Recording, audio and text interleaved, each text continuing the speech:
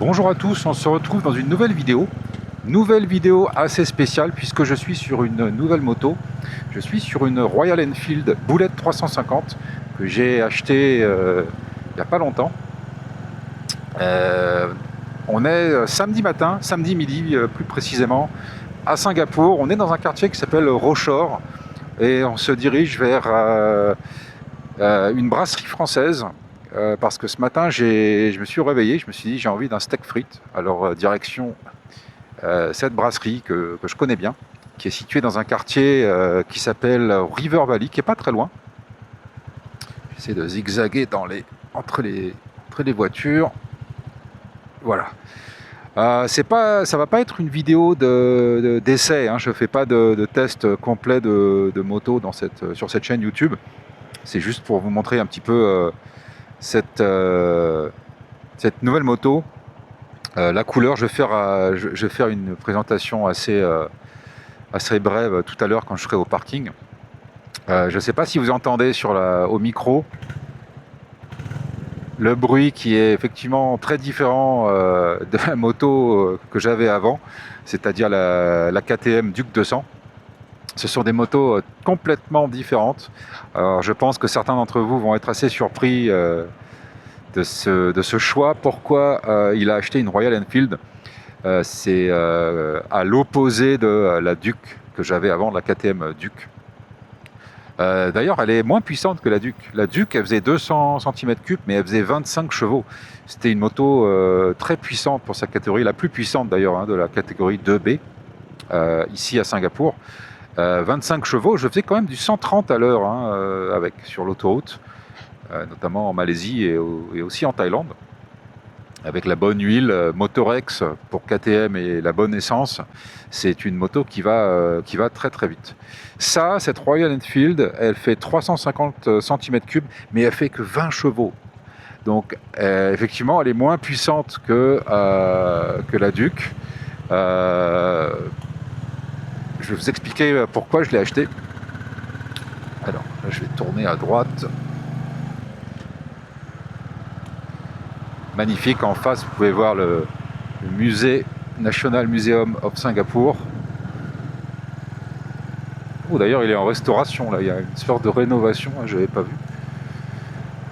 On est à 2 pas d'un jardin public qui s'appelle Fort Canning aussi. Un petit peu sur les hauteurs comme ça. Il faudrait que je me mette sur la file de gauche, tiens, parce que... Oh, bon, c'est bon, il y a le feu rouge.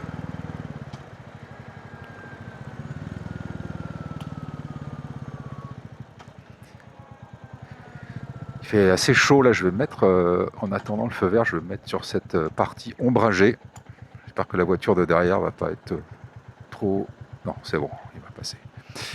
Royal Enfield, alors Royal Enfield, c'est pas une marque qui est complètement inconnue pour moi. D'ailleurs, c'est une marque que j'aime beaucoup, que j'ai découvert quand j'ai habité en Inde. Avant d'habiter à Singapour, j'ai habité en Inde pendant quelques mois. Et j'ai eu une Royal Enfield. En tout cas, j'avais loué une Royal Enfield pour quelques mois. C'était pas une boulette 350, ça s'appelait la boulette 65. Je crois que c'était une 500, si ma mémoire est bonne. Et c'était là, je vous parle de 2008. 2008, je crois que c'était une moto de 2004. Mais moi, j'étais en Inde en 2008. Et c'est une moto que j'avais adorée. J'avais d'ailleurs vu énormément de Royal Enfield là-bas en Inde. J'avais adoré cette moto parce que la selle, la position des jambes, enfin la position sur la moto était vraiment très cohérente pour ma grande taille. C'est une moto que je trouvais très confortable, très cool à conduire, vraiment très relax. C'est pas une moto de vitesse, c'est même pas une moto d'autoroute, on va dire, mais vraiment un plaisir d'aller travailler ou d'aller faire une course avec cette moto. Il aurait pu me laisser passer lui. Je tourne là, c'est bon, je vais avoir le feu. On arrive dans River Valley. C'est pas une moto stressante à conduire, c'est une moto très plaisante. Moteur monocylindre, donc refroidi par air, qui chauffe pas du tout. Il n'y a pas beaucoup de compression dans le cylindre, donc les accélérations sont pas top. Alors attendez, là on arrive à côté du resto Mohamed Sultan, c'est ça. Je sais pas si je vais pouvoir me garer. Ouais, il y a une place. Ouais, je vais me mettre là.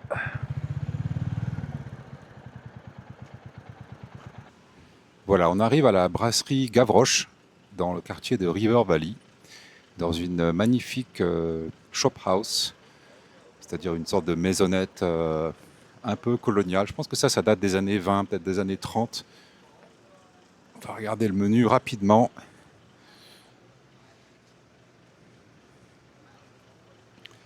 Madeleine, tiens, ouais, ça c'est leur habitude, ils te filent une madeleine, ils te donnent l'addition après le repas, ils te filent une madeleine. Bon allez, moi j'ai faim, je vais y aller. Je vais juste vous montrer l'entrée. Brasserie très très agréable, qui est pas très, qui a pas l'air d'avoir beaucoup de monde, donc c'est plutôt pas mal.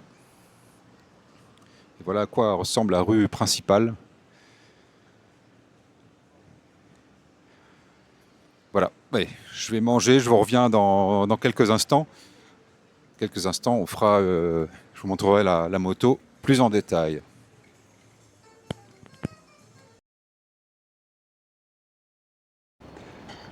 Alors nous voilà donc après notre très bon steak frites, toujours dans le quartier River Valley. On est dans une zone de shop house magnifique, dans une ruelle assez perdue entre des immeubles modernes. Ces maisons qui datent des années 30, maisons coloniales. En français, shop house, je ne sais pas comment on le traduit, peut-être maisonnette, maison boutique. Vous pouvez voir, style vraiment très très sympa, avec les tuiles vertes et les 2 étages, les volets tout bien refait. Et bien sûr, c'est ici que j'ai garé ma Royal Enfield Boulette 350. Moto légendaire, moto historique, maison historique. Pourquoi moto historique? Eh bien parce que c'est la moto qui a donc une marque à la base anglaise, mais qui est devenue indienne par la suite, progressivement d'ailleurs. Et c'est la moto la plus produite, qui a été le produit le plus longtemps dans l'histoire de la moto. Hein. Sa production a commencé en 1932, donc ça peut surprendre, mais en 1932, il y avait déjà des Royal Enfield Bullet. Hein, alors c'est pas Honda, c'est pas Yamaha. On aurait pu penser que c'était Honda avec le fameux Cub, ou le Capsai comme ils l'appellent en Malaisie, qui est un modèle très populaire en Asie du Sud et aussi en Amérique latine. Mais non, c'est bien la Royal Enfield Bullet, qui est la moto la plus produite, qui a été produite le plus longtemps dans l'histoire, à partir de 1932. Ça, c'est un modèle 2024. 2024 qui a donc des éléments, on va dire, modernes. On peut voir ici le compteur digital. Il y a l'ABS, bien sûr. Je crois que c'est obligatoire maintenant à Singapour, l'ABS pour les motos de la catégorie 2A. Donc ça, c'est une moto, donc 350 cm3. Il y a une époque où il y avait des modèles 500, Royal Enfield Bullet 500. Je crois qu'elle n'existe plus. Vous pourrez me dire en commentaire si vous le savez. Je sais qu'en France, il y a un club Royal Enfield qui est assez actif. J'espère qu'ils vont regarder cette vidéo. C'est un modèle, donc j'ai littéralement flashé dessus, surtout la couleur qui n'est pas très courante. On n'en voit pas beaucoup à Singapour des Royal Enfield, mais en particulier cette couleur un peu bordeaux, un peu marron. Vous pouvez voir ici la finition du logo Royal Enfield, cette pièce de métal. J'ai vu donc un documentaire sur YouTube. Cette partie du réservoir là, les lignes jaunes ont été peintes à la main. D'ailleurs, on peut voir toute petite imperfection. Mais c'est un mec dans l'usine de Chennai, au sud-est de l'Inde, qui fait la peinture. Pot d'échappement bien chromé, assez sympa.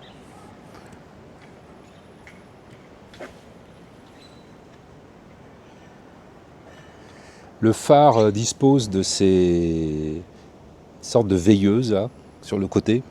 J'avais pas ça sur celle que je conduisais en Inde. La selle très confortable. La position de conduite est extrêmement confortable. Pour un gaillard d'un mètre 93 comme moi, c'est vraiment l'idéal. Bon, elle est un peu sale là, il faudrait que je la nettoie, il faudrait que je passe un coup de microfibre. Les éléments qui sont particulièrement moches, je dirais que c'est ça, c'est l'OBU. J'en avais parlé dans une vidéo précédente. OBU, c'est pour le péage. C'était obligatoire, malheureusement, on ne peut pas y échapper. Ça, c'est la carte de paiement rechargeable que je mets dedans. Le péage à Singapour, c'est partout. C'est assez moche, hein, ça dénature un peu la moto. Le porte-téléphone aussi, assez moche. Et ça, c'est un sac que j'ai acheté chez Decathlon. C'était, je crois que c'était 10 $, 15 $. Ça fait à peu près 10 €. C'est particulièrement moche, mais ça fait le boulot. J'avais pas envie de trop dépenser pour des sacoches officielles Royal Enfield, pour être honnête, qui coûtent assez cher. Donc j'ai pris ça, bon, c'est pour mettre quelques courses, pour mettre les vêtements de pluie, ça suffit amplement. Et puis c'est très facile à enlever, il y a des scratchs, j'ai mis un mousse-coton de protection, mais c'est assez facile à enlever. Monocylindre refroidi par air. La compression est très très très faible, hein. Là, ça n'accélère pas, ça n'avance pas. Mais c'est une moto qui est particulièrement agréable à conduire. Vraiment vraiment très cool comparé à la Duke que j'avais avant. C'est agréable aussi pour les passagers parce qu'il n'y a pas de coup de... Quand on passe des vitesses, quand on change de vitesse, ça se fait sans à-coup. Donc pour le pilote et pour le passager, surtout la passagère, eh ben c'est une moto qui est assez agréable.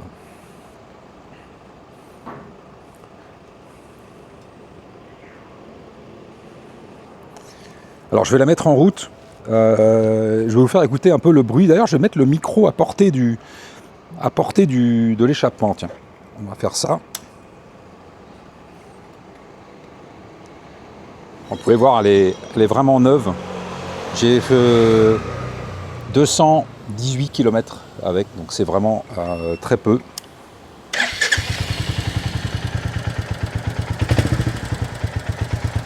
Je vais mettre le micro à proximité de l'échappement. Alors, on va mettre le micro juste là.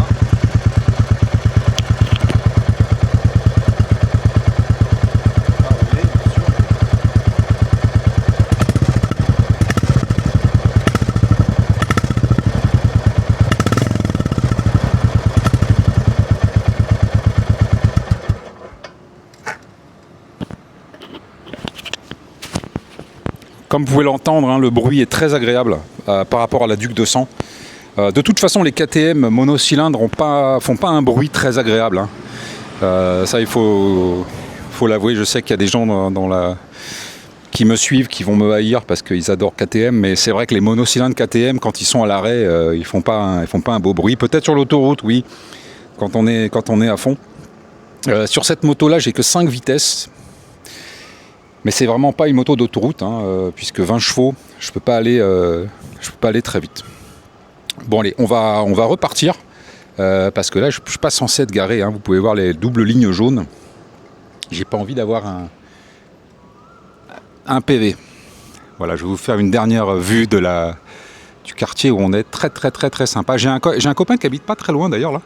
Je le salue s'il me regarde.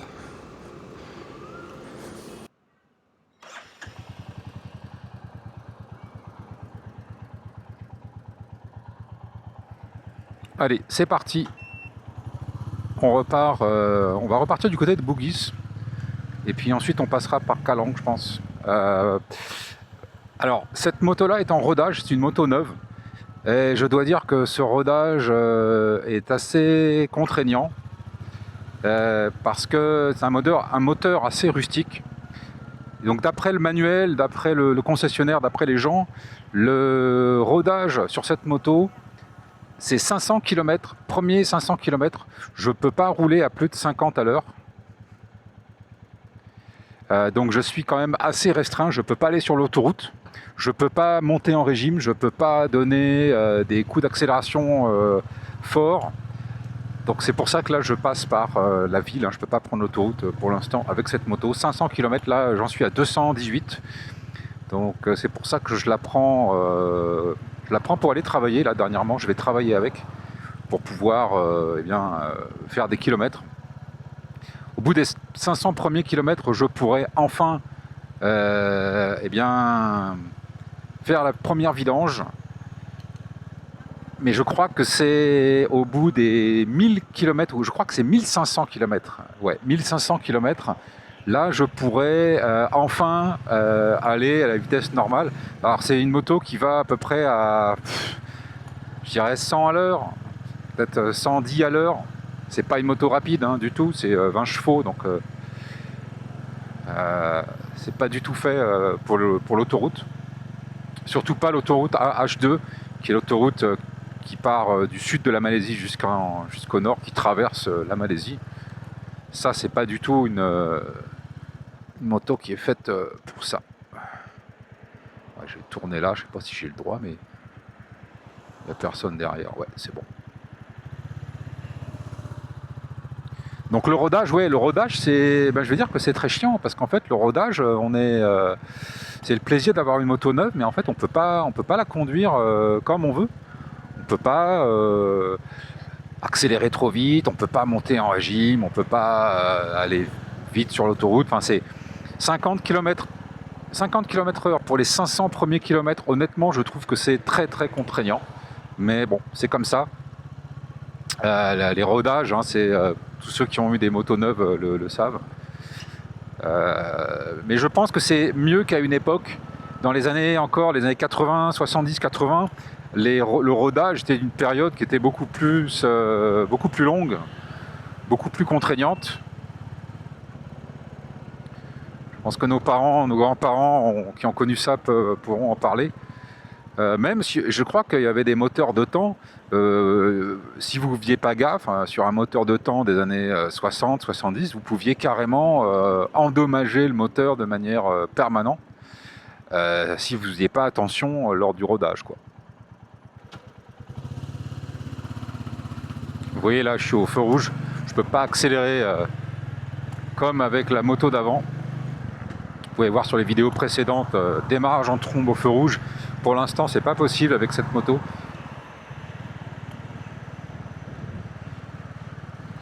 À gauche, vous pouvez voir Fort Canning, le parc jardin public, qui est sur une sorte de colline. Un lieu assez historique à Singapour. Là, on quitte le quartier Clarke Quay, vous voyez, River Valley, Clarke Quay, c'est ça, c'est la même chose. Hein. Et on se dirige doucement vers City Hall et Bugis. Avec cet immeuble colonial tout en couleur sur la gauche, très sympa, très beau, avec même des filles qui font des photos. Tiens, on va aller se rapprocher un petit peu.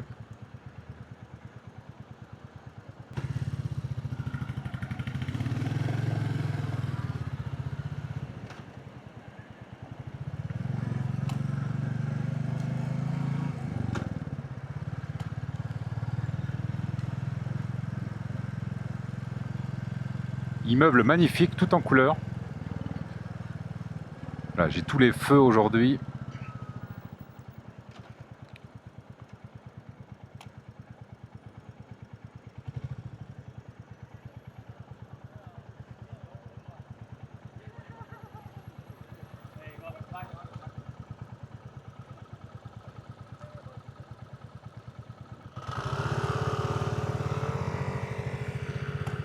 Il y a pas mal de monde. On va essayer de se faufiler sur la gauche. Il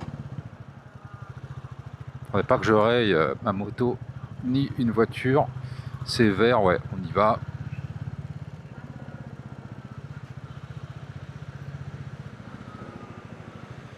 Je vais essayer de me remettre sur la file de droite.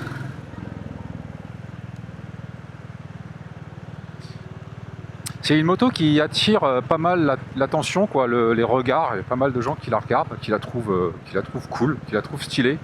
même si c'est pas forcément leur type de moto. Ça, c'est d'ailleurs un compliment entre motards qui est assez exclusif, hein, qui est très agréable, quoi. Tu as quelqu'un qui est pas du tout Royal Enfield, mais qui va quand même la trouver belle, qui va quand même faire un commentaire sympa en disant ouais, voilà ta moto, je la trouve vraiment très cool, vraiment très très stylée, même si c'est pas mon style, félicitations. Ça, c'est des commentaires qui sont toujours très très agréables entre motards, quoi.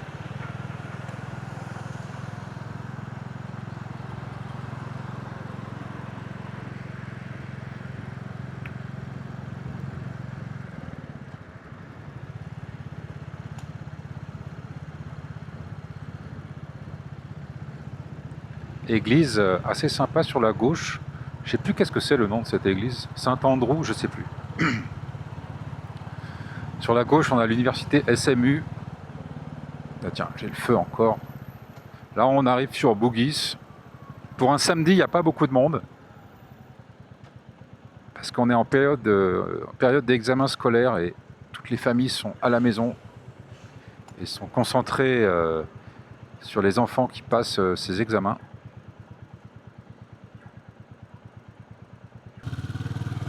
Là, je suis en train de regarder le radar sur mon téléphone, le radar à pluie, et je constate que la pluie, il y a une petite pluie qui arrive du nord-est. Alors, j'espère qu'on va arriver à la maison avant la pluie, parce que j'ai pas pris mes vêtements de pluie justement. Oula. Je vais essayer de me faufiler à l'avant.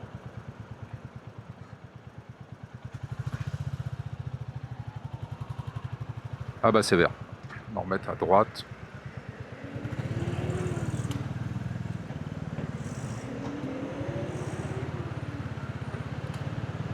Tableau de bord de cette moto d'ailleurs très primitif, très limité, puisqu'on a seulement la vitesse, hein, le compteur de vitesse, on n'a pas le compte-tour. J'ai une jauge d'essence digitale qui est assez simple, on va dire, assez primitive, c'est des sports de carré là, comme vous pouvez voir. On a une horloge et c'est tout, quoi. Donc c'est aussi ça Royal Enfield, hein, c'est des motos assez rustiques, assez simples, pas trop d'électronique, faciles à entretenir, qui sont pas très capricieuses.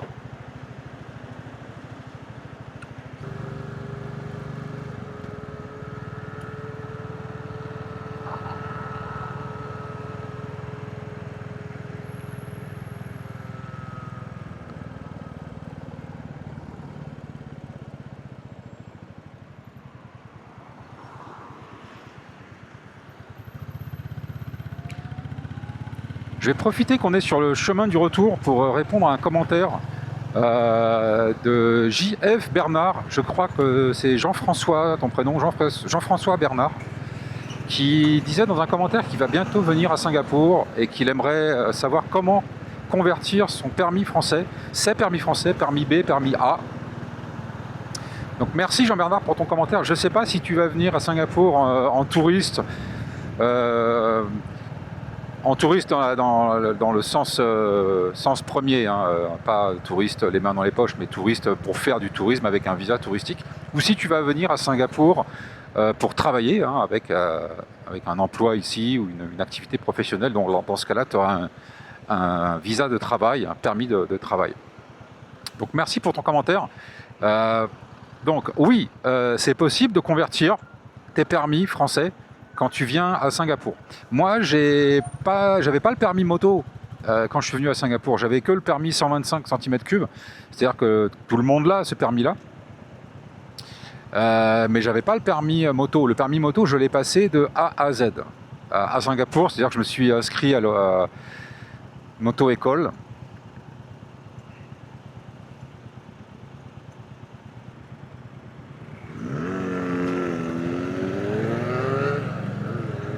Donc Jean-François, si toi tu as déjà le permis, c'est très simple. Tu dois t'inscrire dans une auto-école, pas pour des leçons de conduite, mais tout simplement pour passer le test théorique qui est nécessaire afin de faire convertir tes permis. Donc le test théorique, c'est bien un code de la route un petit peu simplifié.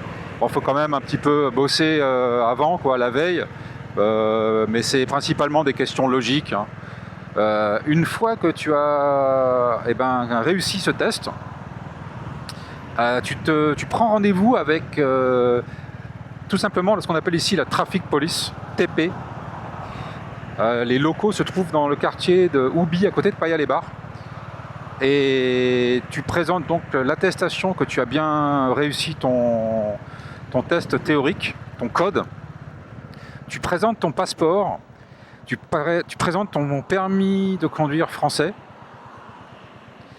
Alors ils acceptent l'ancien cartonné et le nouveau plastifié, l'un ou l'autre.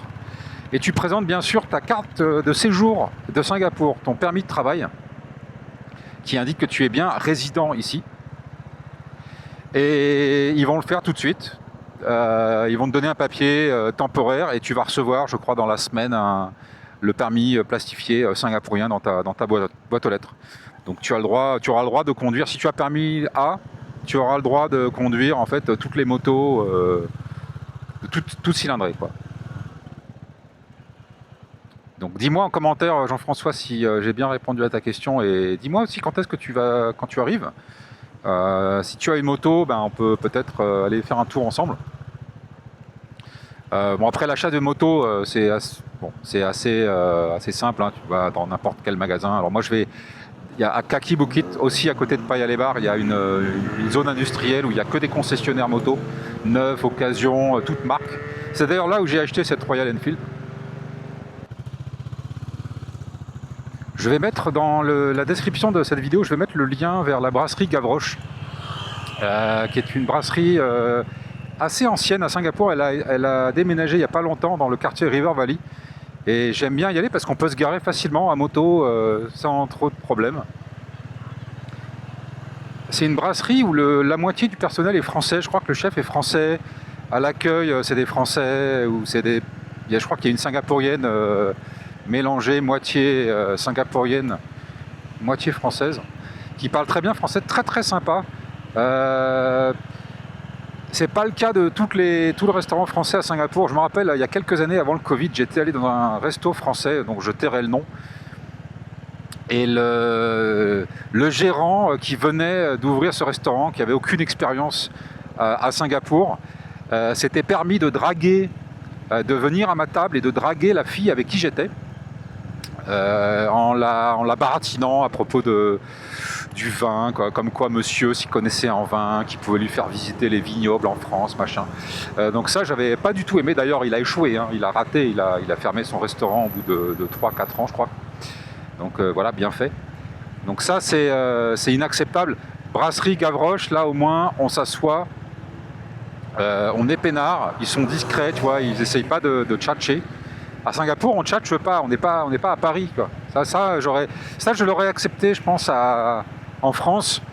Le tenancier, le restaurateur, voilà, qui vient, qui tchatche un peu avec la fille, tu vois, qui baratine un peu. Mais à Singapour, on fait pas ça, hein. En Asie, on fait pas ça. D'ailleurs, c'est très con parce que quand un couple va au restaurant, c'est toujours le mec qui paye. Donc c'est pas du tout l'intérêt du restaurateur de draguer la meuf du mec. Je veux dire, le mec après, il va pas revenir. Donc il va perdre des clients, le mec. Et je pense que c'est ce qui s'est passé. Il l'avait fait. Il n'y avait pas que moi d'ailleurs, hein. Il faisait le tour des tables. Et le gars, il parlait à toutes les filles. Il y avait des couples, hein. C'était un restaurant assez chic, donc il n'y avait pas de famille, il n'y avait pas de tout ça, quoi. Et le mec, en fait, voilà, il faisait le tour des tables. Voilà, je me présente, je m'appelle Henri, j'aimerais bien réussir ma vie. Et j'aimerais bien choper la femme de mon client. Donc, échec.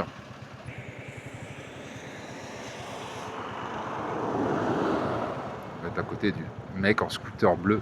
Oula, la fille a méga tatouage sur la jambe. Son mec aussi, d'ailleurs.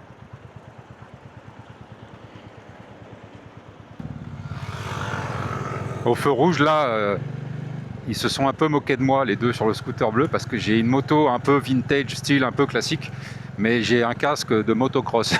Alors, c'est vrai que ça ne correspond pas du tout. C'est parce que le support de caméra que j'utilise, je l'ai installé sur ce casque de motocross, effectivement, Et ça me saoule de le mettre sur l'autre casque, donc c'est pour ça que je prends le casque de ce casque-là. Mais oui, c'est pas du tout stylé. D'ailleurs, même l'autre casque que j'ai, le Shark, celui avec les lumières là, il correspond pas trop à l'esprit de cette moto. Donc il faudrait peut-être qu'un de ces quatre, je cherche un casque qui soit un peu assorti.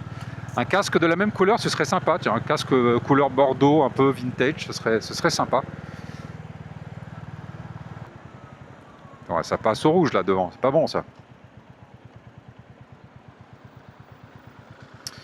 Donc ouais, peut-être que l'année prochaine, ce casque de motocross, je le mettrai, je m'en débarrasserai, je prendrai un casque un peu plus assorti à cette magnifique Royal Enfield 350, boulette 350. Alors vous pouvez voir d'ailleurs, c'est intéressant sur le speedomètre, sur le compteur de vitesse, on a la vitesse en km/h et en miles per hour. Voilà, j'espère que cette vidéo de présentation Royal Enfield boulette 350 vous a plu. Merci de l'avoir regardé jusqu'au bout. Je vous dis à bientôt, je vous souhaite bonne route à ceux qui conduisent voitures, motos, camions, bus. Roulez prudemment et à très vite, on se retrouve très prochainement.